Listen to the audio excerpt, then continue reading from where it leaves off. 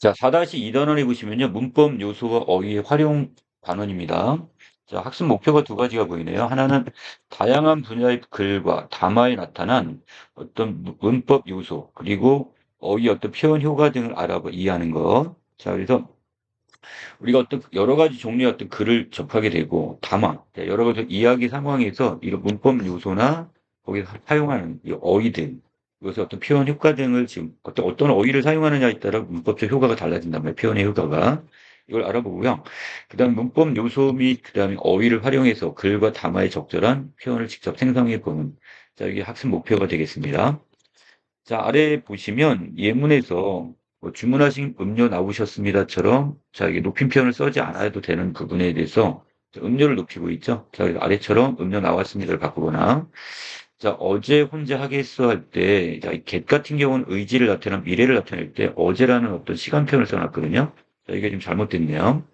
자, 이 문은 열려지지 않았는데, 자, 이것은 열리다의 리, 그 다음에 어지다, 이중 피동을 썼단 말이에요. 그러니까 피동문이 지금 잘못된 표현이고요.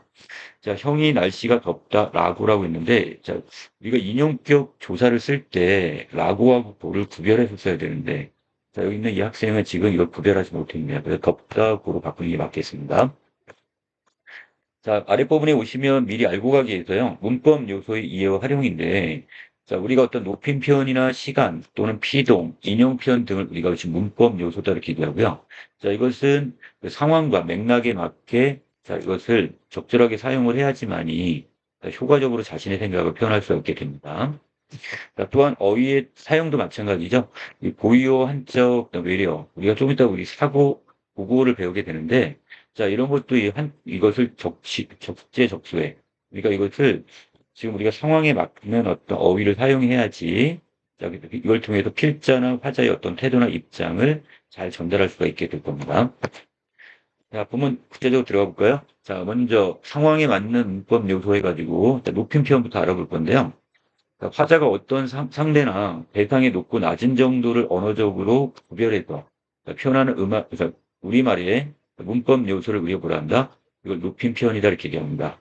자, 예를 들어서 문장에서 서술의 주체, 그러니까 다른 말로 주어를 높이는 것. 자, 이것을 우리가 주체 높임. 자, 문장 안에서 목적어나 부사에 해당되는 대상을 높이는 것을, 자, 그것이 우리가 제3자 높임이다.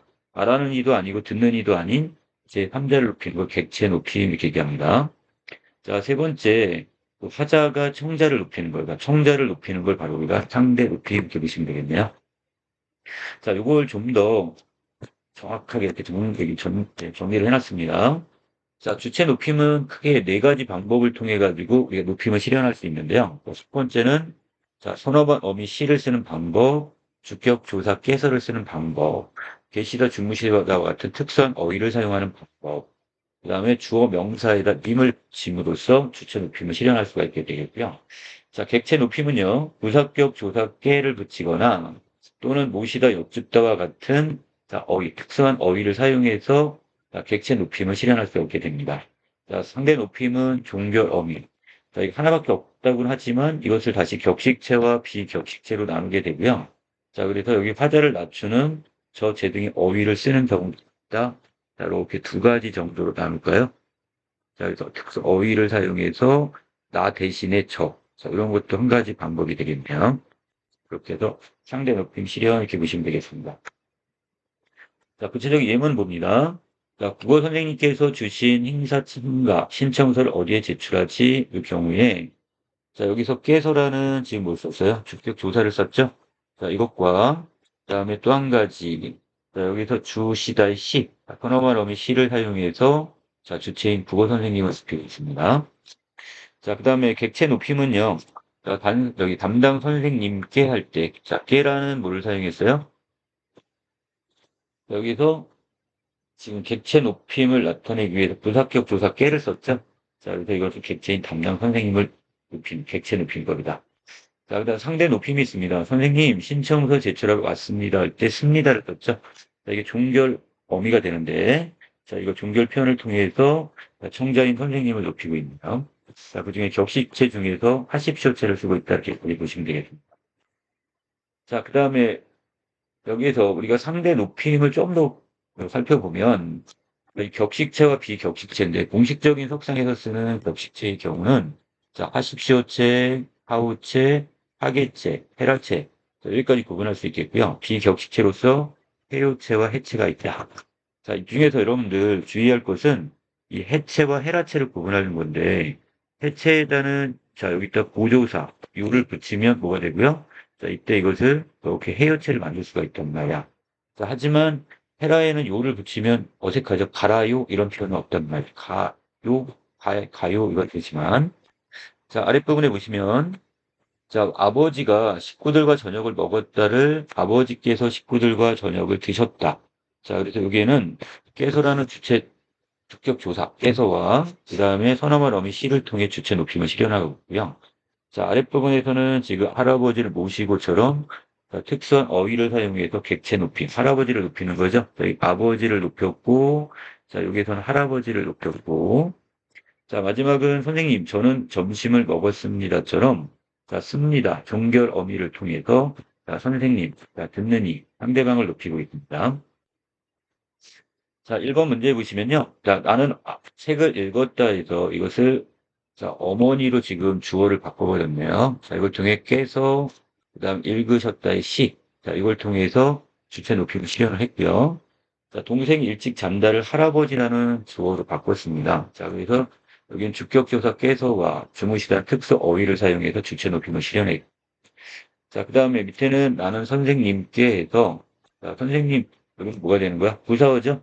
자, 객체가 되겠네요. 그래서 여기 부사격 조사께와 여쭙다라는 특수한 어휘를 사용해서 자, 객체 높임을 실현했다 이렇게 보시면 되겠습니다. 자, 이번에 보시면 자, 아쉽지만 이 행사는 벌써 마감되셨어요. 자, 행사를 높이고 있네요. 여기 이거 쓰면 안 되겠죠? 자, 거기에 비해서 할머니께서는 아직 다리가 아프단데 자, 아프다라는 표현도 뭔가 적절치가 않네요. 자, 각각을 자, 먼저 가에서는 높이지 않아야 할 행사를 높여서 표현했기 때문에 자, 마감되었어요 정도로 바꾸면 되겠고요.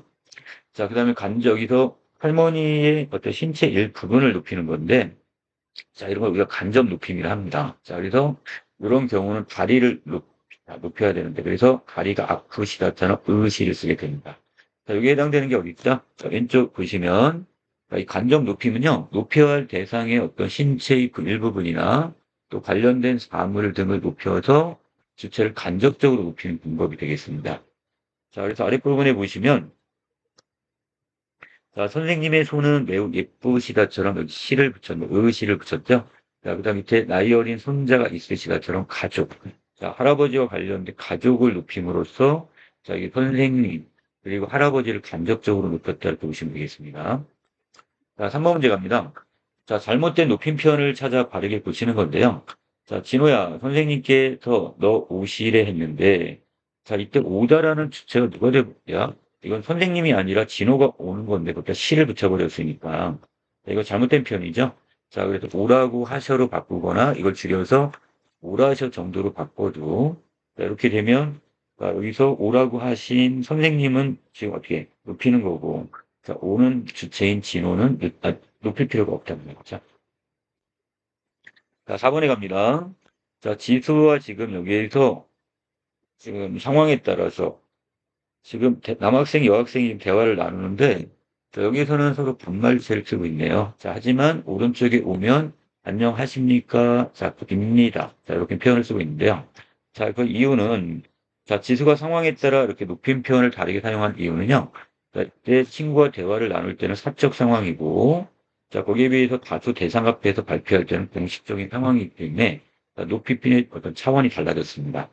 자, 그래서 지수는 지금 친구와 대화할 때는 비격식체인 해체를 사용해서 친근감을 표시했고, 자, 거기에 비해서 공식적인 석상의 이 발표를 할 때는, 자, 격식체인 하십시오체를 사용함으로써, 자, 대상에 대해 전체적으로 신뢰감을 주는 효과를 거두게 됐다. 이렇게 보시면 되겠네요. 자, 아랫부분에서는 재우가 지금 할머니께 쓴 편지 내용입니다. 자, 높임 표현을 쓰고 있는데, 자, 빨간색 부분에 보시면 깨를 사용하기도 하고, 파란색이 뭐, 지냈다, 지내시다. 자, 이렇게 계시다. 이런 표현을 쓰기도 하고요. 자, 노란색의 유. 자, 이 표현도 쓰고 있는데, 자, 이거는 지금 이거 색깔만 이렇게 구분을 해놨고요. 자, 아래 부분에 보시면, 재우가 지금 할머니와 할아버지를 높이고 있는데, 이때 노란색으로 되어 있는 부분은 상대 높임. 자, 요를 썼어요. 자, 이걸 우리가 높임을 나타내는 보조사다 이렇게 보시면 되겠고. 자, 이걸 통해 상대 높임을 사용했고.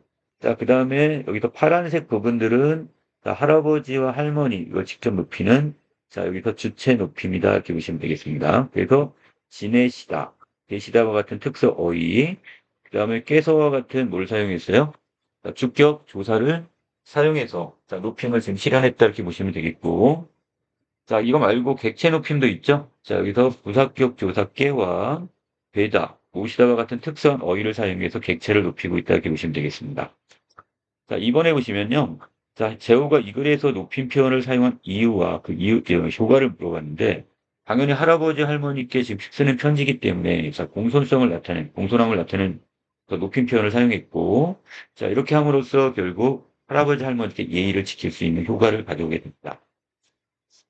자, 이번에는 시간표현으로 넘어갑니다. 시간을 나타내는 언어 표현을 우리가 시간 표현이라고 하는데, 자, 여기는 시제와 동작상으로 구별되고요. 자, 시제는요. 과거에 일어난 어떤 일인지, 현재 또는 앞으로 일어날 일인지에 따라 언어 표현이 좀 달라지게 되고요. 자, 여기에서 우리가 지금 사건시, 그다음에 발화시라는 표현이 있는데요.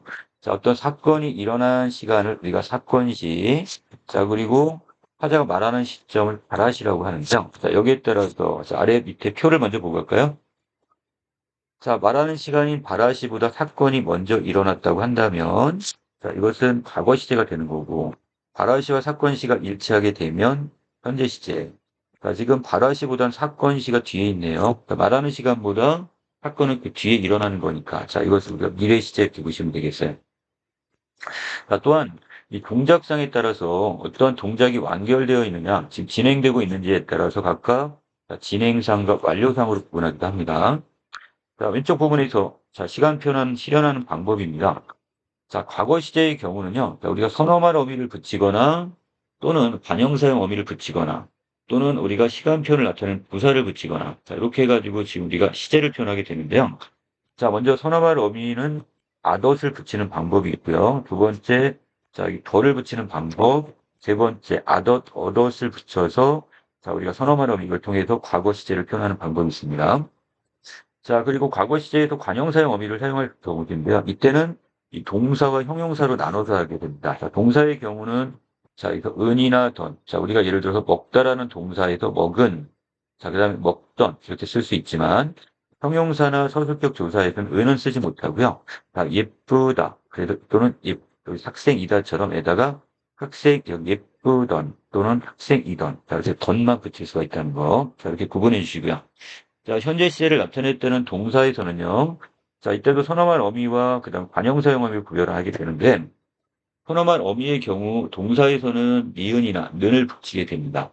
자, 그래서 먹는 이렇게 붙이고요. 자, 형용사나 서술격 조사의 경우는요. 자, 우리가 선어말 어미가 별도로 없어요. 자, 그럼 어떻게 되냐? 그냥 예쁘다와 같은 기본형을 쓰거나 학생이다와 같은 기본형을 사용해서 자, 현재 시제를 나타낸다는 거. 자, 거기에 비해서 관형사용 어미는 동사에서는 는을 쓰고요. 자, 그 다음에 먹는. 자, 이렇게. 자, 거기에 비해서 형용사나 서술격 조사의 경우는 뭘 쓴다? 자, 이렇게 은 또는 니은을 사용합니다. 그래서 예쁜 그 순이. 자, 이런 식으로 예쁜 꽃처럼. 자, 미래 시대의 경우는 선어말 어미, get을 사용하고요. 자, 이거 말고도 리을이나 자, 이것도 리을에다 의존명사 것을 붙여가지고도 뭘 만든다? 자, 이걸 붙여가지고서 지금 여기 미래 시제를 우리가 실현할 수도 있다. 이렇게 보시면 됩니다. 자, 우리 동작상의 실현 방법인데요. 자, 진행상의 경우 우리 보조 용언을 붙이게 되는데 보라는 연결 어미에다 잇, 어간의 어미를 결합해서 보조 용언을 통해서 진행상 보있다 또는 아어 가다. 자, 이걸 통해 진행상을 나타내고요. 자, 그다음 완료상이 아어 있다 내지 아어 버리다의 경우는 완료상이 쓰겠습니다. 자, 여러분들 자꾸 틀리는 게 하나 있다고 그랬죠? 자, 철수가 의자에 앉아 있다. 자, 이렇게 쓴다면, 자, 이 경우는 지금 뭐라고 그랬어? 자, 이것은 진행상이 아니라 어디다 집어넣어야 된다고? 자, 완료상이다. 이렇게 얘기했습니다. 왜? 앉고 있다 하면 우리가 진행상 확실하게 구별이 되죠? 자, 근데 앉아 있다 같은 경우 많이 틀리니까 별도로 기억 좀 해놓으시고요. 자, 밑에 보시면 시제, 과거 시제로 바꾸랍니다. 그래서 있다를 읽었다의 무엇을 붙였어요? 자, 엇을 붙였네요, 지금. 자, 두 번째, 있다를 다시 현재형으로 해서 여기, 는을 붙였고요. 자, 그 다음에 미래 시제에는 을, 것, 내지 get을 붙여서, 지금 어떻게? 자, 지금 시제를, 이렇게 과거, 현재, 미래를 실현했습니다. 자, 문제 봅니다. 문제, 시제와 지금 동작상을 이렇게 나누라고 했는데요. 자, 내리고 있다의 경우는 고 있다를 쓰고 있으니까, 자, 일단, 자, 현재 시제이면서 진행상이 되겠고요. 자, 앉아 있다 이 경우에, 아까 했던 거네요. 자, 있었다, 엇을 붙여놨으니까, 자, 과거 시제이면서, 자, 완료상이다, 이렇게 보시면 되겠습니다. 자, 이거 말고 동작은 동작상 시제와 결합해 나타날 수가 있는데 아까 있었다처럼 과거의 완료상 자, 또는 지금 있다처럼 현재 완료상 앉아 있다의 경우는 앉고 있다와 다르게 뭐라고 했어?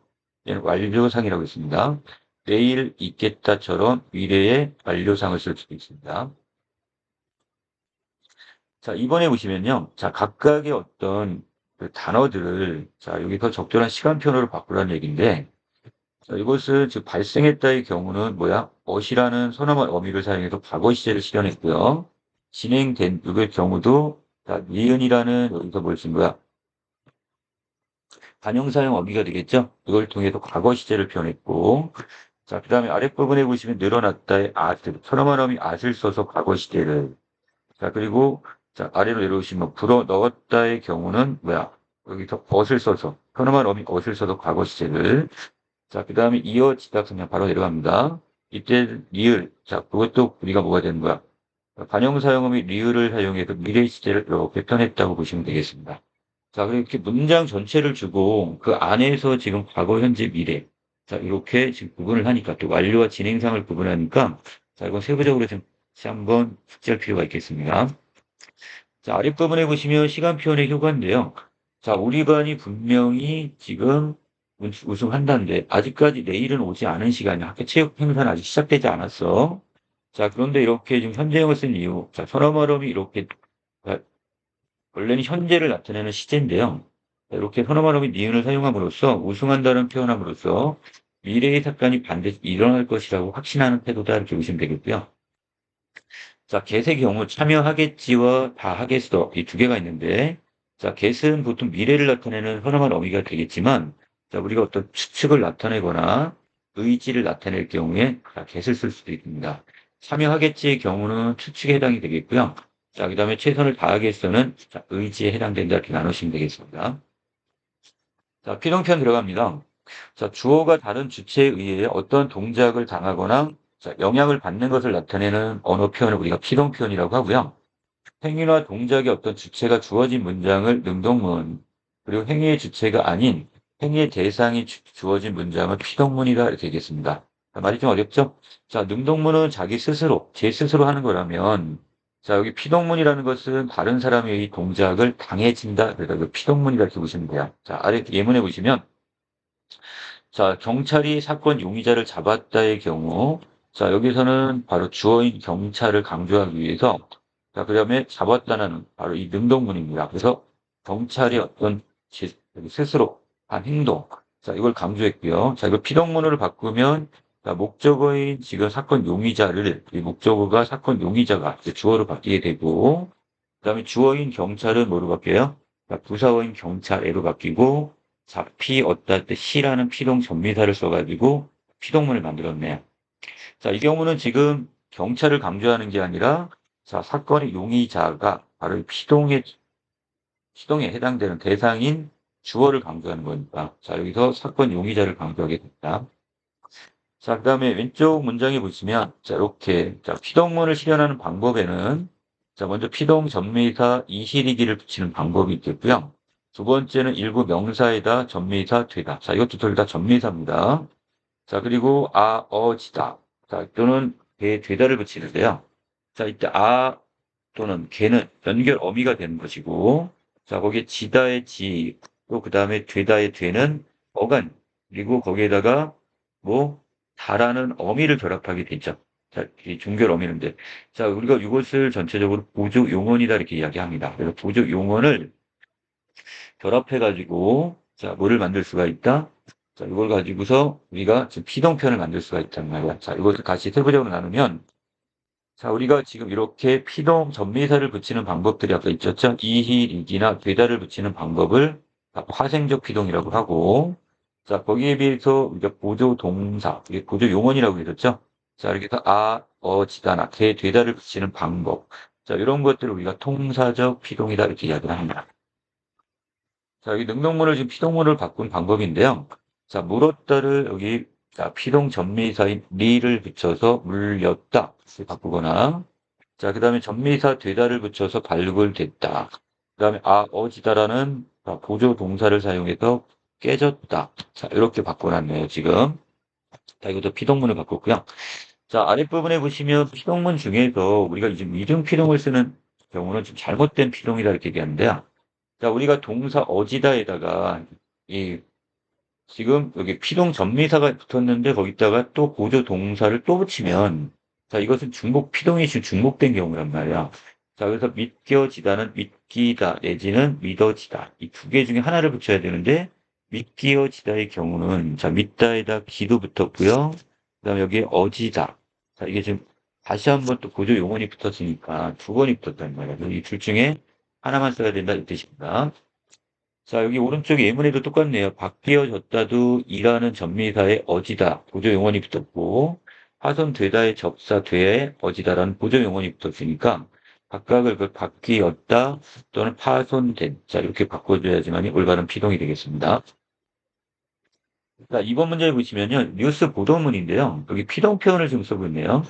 자, 여기 각별한 주의가 요구됩니다. 여기 뒤에란 접사가 붙었고, 자, 밑에는 어린이가 5명이 떠밀리다. 리를 붙여놨습니다. 자, 이런 것들은 다 어떻게 된 거야? 자, 피동을 쓰는데, 자, 왜 여기서 지금 뉴스 보도에서 이렇게 피동 표현을 썼을까요? 자, 피동 표현은요, 어떤 행위의 주체보다는 행위를 당하는 대상에게 초점을 맞춘 건데, 그래서 행위의 주체를 알 수 없거나, 키지 않으려 할 때, 자, 주로 사용합니다. 또한 정보나 사실을 전달할 때 객관적인 어떤 느낌을 주기 위해서 일부러 이런 피동 표현을 사용하는 경우가 있습니다. 자, 그럼 이 뉴스 보도에서도 마찬가지가 되겠죠? 자, 이 밑줄 친 진행자의 말은 피동 표현을 사용해서 이한류에 각별히 주의해야 한다는 정보를 시청자에게 자, 어떻게 하기 위해서 객관적으로 전달하기 위해서 자, 그리고 밑줄 친 기자의 말은 이 피동 표현을 사용해서 사고를 당한 대상인 어린이, 바로 여기서 어린이의 주어인 어린이에게 지금 초점을 맞춰 정보를 전달하고 있다 이렇게 보시면 되겠습니다. 자, 아랫부분에서 지금 우리가 이중 피동을 사용하는 거예요. 뭐, 예를 들어 쓰여지다. 자, 여기 이의 전미사 이와 어디다라는 보조 용어를 함께 사용하고 있죠. 자, 이런 것들이 바로 이중 피동 표현이다. 그러니까 이것은 쓰이다와 같이 자, 이 전미사만 붙은 피동으로 바꿔놨습니다. 자, 인용 표현 들어갑니다. 자, 다른 데서 들은 말이나 읽은 글을 자, 문장 속에서 이렇게 넣어서 전달할 때, 자, 이거를 자, 끌어서 이걸 사용하다, 그래도 이걸 뭐란다? 인용 표현이라고 하는데요. 인용 표현은요, 원래 내용과 형식을 그대로 유지하기 위한 인용하는 직접 인용이 있고요. 그러니까 형식은 유지하되 내용만 유지하지 않고, 자, 형식은 바꾸고, 그 다음에 내용만 이렇게 인용하는 간접 인용의 방법이 있겠습니다. 자, 이때 간접 인용을 사용할 때는요, 인용절의 시간적 표현이나 시간 표현, 높임 표현, 동결 표현, 지시어. 자, 이런 것들이 바뀌니까 이런 것을 주의해야 됩니다. 자, 그래서 우리가 인용 표현을 사용하면 글의 신뢰성을 더 높일 수도 있고요. 내용을 충실히 지금 구성하는 데 도움이 될 수도 있습니다. 자, 왼쪽을 먼저 보고 갑니다. 자, 우리가 인용 표현을 실현하는 방법에는 직접 인용과 간접 인용인데요. 직접에서는 자, 인용절에다가 큰 따옴표를 붙이고 자, 그다음 인용 부사격 조사 라고를 붙여서 직접 인용을 실현하는 방법이 있습니다. 자, 또 하나는요. 자, 여기서 여기 간접 인용 부사격 조사인 고를 붙여서 간접 인용. 이때는 따옴표는 붙이지 않습니다. 자, 이게 지금 차이점이 되겠죠. 자, 그런데 이때 직접 인용이 간접 인용으로 바뀌게 되면 자, 이런 경우에 뭐가 바뀐다는 거예요? 시간이나 높임, 종결, 지시어 등이 바뀔 수가 있다는 뜻이에요. 자, 여기서 내가 먼저 발표할 게를 자, 직접 인용으로 바꾸면 시간은 내가 먼저 발표를 할게 라고. 자, 여기서 큰 따옴표와 그다음에 뭐 자, 인형격 부사 라고를 붙였죠. 인형격 조사죠. 자, 그래서 여기 그다음에 자, 이거 간접 인용으로 바꾸면 내가가 뭐로 바뀌었어? 자, 여기서 자, 자신으로 바뀌었고 그다음 이렇게 그다음 고 자, 여기 인용격 조사도 바뀌어버렸네요, 지금. 자, 아래 다시. 자, 여기 직접 인용을 간접 인용으로 바꾸거나 간접 인용을 직접 인용으로 바꾸는 문제가 이게 실제가 됩니다. 자, 이런 경우에 그 부분 점수를 안 주는 경우가 많기 때문에 여러분들이 그 따옴표 부분을 유의하시면 돼요. 나머지 부분은 그대로 쓰시면 되는데, 자, 여기에서 뭐만 바꿔주면 돼요? 이 큰 따옴표 부분. 자, 이걸 거꾸로, 지금 역으로 해볼까요? 직접 인용이었던, 나도 같이 가고 싶어, 라고인데, 자, 요거를 간접 인용으로 바꾸면 나가 뭐로 바뀌었어? 자기로 바뀌었죠? 그리고 고 대신에 따옴표가 사라지고, 고라는 인용격 부사를 붙였단 말이야. 이건 역으로 하면 되는 거야, 직접 인용은. 자, 그 다음에 자, 그리고 밑에는 지금 직접 인용의 경우를 간접 인용으로 바꾼 건데요. 자, 다시 보시면 알겠지만 큰 따옴표 바깥 부분은 안 바뀝니다. 그러니까 이거 내비두고 뭐만 여기 있는 지금 거기 앉으세요 부분만 자, 거기를 뭐로 바꿨어? 자, 지시역 여기서 여기라는 단어로 바꿨고 자, 그 다음에 여기서 라고가 지금 도로 바뀌었죠? 자, 그래서 앉으세요라는 높임의 표현도 앉으라. 자, 이렇게 바뀌었으니까 이것도 주의하시면 되겠습니다. 그래서 여러분들이 직접 인용을 간접 인용하거나 간접 인용을 직접 인용으로 바꿨을 때는 직접 이것을 여기다 해놓고 거꾸로 되돌려 보시면 빠를 겁니다. 자, 여기는 루소의 말을 지금 인용을 해놨는데요. 자, 그래서 자신이 어떤 좋은 인간관계를 갖는 습관에 대해서 자신의 어떤 주장하는 내용을 강연자가 이 청자들에게 신뢰감을 주고 흥미도 불러일으킬 수 있기 위해서 이 권위자인 누구의 말, 루소의 말을 인용했다 이렇게 보시면 되겠고요. 자, 바로 넘어갑니다. 자, 이번에는 효과적인 어휘 부분인데요. 우리가 공공시설 설치를 다룬 어떤 두 기사가 있는데, 자, 왼쪽 기사문에서는 무리하다, 낭비, 논란, 자, 막대한 비용이 들었다, 뭐 저조하다, 그다음, 자, 이런 어떤 부정적인 어떤 표현을 썼고요. 나에서는 뭐 특색 있다, 경쟁력 강화, 또 기여하다, 전문적이다, 적극적이다, 자, 이런 어떤 긍정적인 어휘를 사용했죠. 자, 그래서 이 부정적 어휘와 긍정적 어휘를 이렇게 사용함으로써 각각 필자 입장이 지금 달라졌을 겁니다. 자, 그래서 부정적 입장의 어떤 어휘를 사용하게 되면 자, 결국 세금을 낭비하는 어떤 공공시설 설치에서 반대하는 입장. 자, 이렇게 보면 될 것 같고요. 거기에 긍정적인 입장에서는 이것을 적극적으로 지금 어떻게 설치하자는 입장이 되겠네요. 자, 아래 부분에 보시면 우리가 전문어와 그다음에 사고 도구어가 있는데 자, 우리가 지금 전문어라는 것은 어떤 직업의 특성이 언어에 반영이 되어 특정한 전문 분야, 또 특정한 직업에서 주로 쓰는 용어를 우리가 전문어라고 합니다. 전문어는 개념을 명확하게 드러내어 전문적인 일을 효과적으로 하는 데 도움을 주게 되겠죠. 그래서 한자어도 있고 외래어도 있을 수 있고 외국어가 있을 수 있습니다. 자, 그리고 이건 일상 상황에서는 별로 잘 사용하지는 않아요. 자, 그다음에 우리가 지금 여기 주목할 게 바로 여기는 사고 도구어가 되겠습니다. 자, 여러분들 이게 단답형 문제로도 전문어하고 사고 도구어를 구분하는 게 나올 수 있으니까 자, 이 빈칸 넣게 해가지고 전문어, 사고 도구어 자 이것도 기억을 해놓으시고요. 여러 학문 분야에 걸쳐 두루 이렇게 나타나는 이 사고 도구어는요. 논리 및 사고 전개 과정을 담당한 어휘들이 되겠습니다. 자, 우리가 논리적, 사고력, 우리 머릿속에 자 그래서 자 왼쪽에 주로 이건 한자어들이 좀 많은데요. 사고 도구어는 구체적인 사물을 의미하는 게 아니라 그러니까 인간의 어떤 사고 과정과 직접적 관련성이 있어요. 사고 도구어를 사용하게 되면 의미를 좀 더 명료하게, 자, 우리가 분명하고 뚜렷하게, 자, 이것을 표현하고 사고 과정을 좀 더 정교할 수가 있다. 이렇게 보시면 되겠는데요. 자, 우리가 전문어로서는 우리가 법정 용어 또는 의학 용어, 자, 이런 것들이 전문어가 되겠고, 이 사고 도구에 보시면 우리가 교과서 자습서 같은 데 쓰는 학술 자료 등에서 사용되는 언어 등이 바로 사고 도구입니다. 자, 그래서 우리가 어떤 개념을 나타내거나 전제, 가정, 분석, 귀납 등 저희 교과서에서 공통적으로 사용된 기본 개념어들이 다 뭐다? 자, 이게 사고 도구어다 이렇게 보시면 됩니다. 여러분들 지금 이렇게 쓰고 있습니다. 이 사고 도구어들은. 자, 3번에 보시면 여러 가지 어떤 성립, 유사, 독자. 제가 노랗게 이렇게 칠해놓은 거 보이시나요? 자, 이런 것들이 바로 뭐가 된다? 어떤 논리 또는 사고 전개 과정을 보여준 어휘. 자, 그러니까 이런 것들이 바로 뭐가 되는 거야? 사고 도구어다 이렇게 보시면 되겠죠. 자, 그래서 여기서 지금 사고 도구어를 지금 찾아라 이런 문제가 된 것 같고요. 자, 이렇게 자, 또한 그 아랫부분에 보시면 자, 이때 고유어 같은 경우, 우리가 지금 이 어휘에는 고유어, 한자, 외래어가 있는데, 이 중에서 고유어는요, 자, 지금 쓴 우리말, 또 예전부터 쓰이는 것들로 일상적으로 쓰이는 기초 어휘가 많으면서 되게 의미의 폭이 넓습니다. 자, 거기에 비해서 한자는 이 한자를 기반으로 만들어진 어휘로, 자, 이건 중국에서 들어온 말도 있지만 우리나라에서 새롭게 만들어진 한자어도 있는데, 자, 이런 것은 고유어에 비해 단일한 의미를 나타내기 때문에, 자, 전체적으로 의미 폭이 좁다는 얘기죠. 자, 또, 자, 한자어는 지금 세부적인 의미를 정확하게 전달할 수 있어서 이제 학술 용어나 이 전문 용어에서 많이 쓰게 됩니다. 그래서 아까 우리가 얘기했던, 자, 뭐가 있었죠? 지금 우리 그 사고 고유어나 또는 전문어 등에서 한자어를 지금 많이 쓰게 된 거예요. 자, 아랫부분에 보시면 이 구별이란 단어와 다르다라는 단어를 사용했는데, 자, 이걸 통해서 자, 한자어를 사용해서 표현했을 때, 한자어는 고유어보다 지금 세부적인 의미를 정확하게 전달할 수 있게 됐고요. 자, 거기에 비해서 여기 부분에 이 한자어를 이렇게 왼쪽 부분 얘기하는 겁니다. 자, 한자어를 사용해서 듣는 사람에게 명료하고 정확한 내용을 전달할 수 있으며, 자, 청중들에게 자, 신뢰감을 줄 수 있는 게 바로 한자어다 보시면 되겠네요.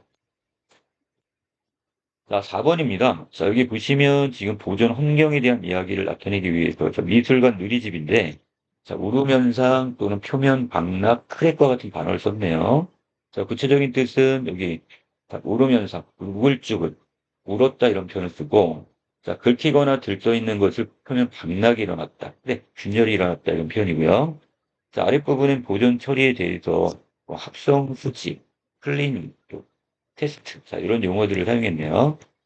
자, 그래서 여기 있는 사용된 언어들은 어떤, 자, 외래어, 외국어, 한자어가 주로 사용이 됐고요. 자, 미술 분야의 어떤 전문어들, 자, 이런 것들이 많이 사용이 됐습니다. 자, 그리고 이 글에 쓰인 전문어를 살펴보고, 자, 여기서 사용 효과, 자, 울음 현상, 그 다음에 표면 맥락, 크랙과 같은 이 전문어들은요. 자, 이걸 사용함으로써 같은 분야에 종사하거나 해당 분야의 지식이 있는 사람들에게 정확한 의미를 전달할 수 있는 효과가 있게 되겠습니다. 자, 그리고 이 전문을 해당 분야에 종사하지 않은 사람들은 어떨까요? 네, 이런 경우 지금 여기서 자, 이해를 하지 못하겠죠. 의미 파악을 하지 못하기 때문에 화자나 필자가 전달하고자 하는 개념이나 표현을 명확하게 이해하기 어려울 겁니다. 자, 그래서 우리가 그 사용하는 맥락에 따라 이것을 듣는 청자가 누구고 또는 여기에서 독자가 누군지에 따라 적절한 언어를 사용해야 되겠습니다. 어떤 경우는 고유어를 사용하고 어떤 경우는 전문어를 사용해야 되겠죠. 자, 만약에 이게 중학생하고 청자를 바꾸게 되면 어떻게 될까요? 자, 거기에 맞는 적절한 어휘를 사용하는 것이 좋겠습니다. 자, 전체 내용 정리합니다. 높임표는 우리가 주체, 객체, 상대 높임이 있는데, 자, 주어 높임을 주체 높임이라 했고요. 자, 부사어나 목적어에 해당되는 제3자를 높이는 걸 객체 높임. 자, 청자, 듣는 이를 높이는 청자를 높이는 청자 높임을 상대 높임이다. 자, 그 다음에 시간표에는 시제와 동작상이 있는데, 바라시와 그 다음에 탁권시에 따라서 자, 이것을 과거, 현재, 미래로 구분했고요. 자, 어떤 동작이 진행이 되는지 완결이 되는지에 따라서 동작상으로 구분했습니다. 자, 그 다음에 주어가 다른 어떤 주체에 의해 동작을 당하거나 영향을 받는 것을 우리가 뭐라 하고 피동편. 자, 여기에는 뭐가 있었어요? 자, 통사적 피동과 파생적 피동으로 나눠진다고 그랬죠? 자, 인용 표현에는 어떤 다른 사람이 말을 또 글을 자, 끌어다 쓸 때 이걸 인용 표현이라고 하는데 여기도 직접 인용과 간접 인용의 방법이 있었습니다. 자, 또한 우리가 어떤 어휘를 사용할 때도 그 맥락이나 또 화자의 의도에 따라서 적절한 어휘를 선택해 사용을 해야 되겠고요. 자, 어떤 의미를 명료하게 전달하기 위해 어떤 전문어를 사용하거나 또는 사고 도구어를 사용할 수 있다 이야기했습니다. 자, 여기까지 내용 정리 마치도록 할게요.